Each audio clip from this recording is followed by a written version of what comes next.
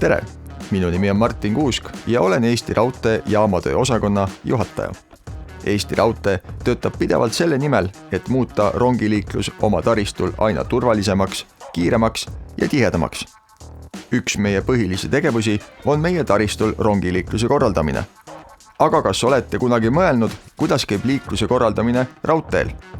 Rongiliiklus Eesti Raudtee taristul toimub 24/7 ning raudteed kasutavad nii kaubavedajad kui ka reisijatele transporditeenust pakkuvad raudteeettevõtjad. Kas teadsite, et meie raudtee võimaldab vedada kuni 40 miljonit tonni kaupa ja 10 miljonit reisijat aastas? Kuid kuidas ikkagi need kaubad ja reisijad liiguvad punktist A punkti B? Kõik algab sellest, et Eesti Raudtee koostab koostöös oma taristu kasutajatega liiklusgraafikud ning lepib kokku raudtee kasutamise ajad. Eesti Raudtee taristul on üle 1200 kilomeetri raudteed ning 61 jaama. Selleks, et vedurijuht saaks alustada oma sõitu, peab Eesti Raudtee jaamakorraldaja valmistama ette rongi teekonna ja andma rongile rohelise tule liikumiseks. Jaamakorraldaja saab näiteks liigutada pööranguid, et juhtida rong õigele teele, mille tulemusena hakkavad vilkuma raudtee ülesõidul punased foorituled ja langeb tõkkepuu. Sellega ta tagab ohutu rongiliikluse ning saab panna valgusfooris põlema rongile sõitmist lubava tule.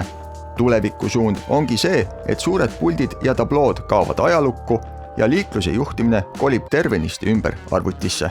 Jaamades toimuv liikluskorraldus on lokaalne ning juhib teatud piirkonda. Tervikut aga juhib Eesti Raudtee liiklusjuhtimiskeskus Tallinnas, mis on justkui terve süsteemi südameks ning kus on näha kogu rongide liikumine meie taristul. Nemad tagavad oma tööga selle, et kogu liiklus meie taristul toimuks tõrgeteta, oleks sujuv ja ohutu. Siin töötab ööpäevaringselt vahetustes ligi 50 inimest. See töö on põnev ja tähendusrikas, sest just need inimesed hoolitsevad selle eest, et Eesti riigis toimiks katkematu, kiire, keskkonnasäästlik ja mugav transpordiviis, nagu seda on raudtee.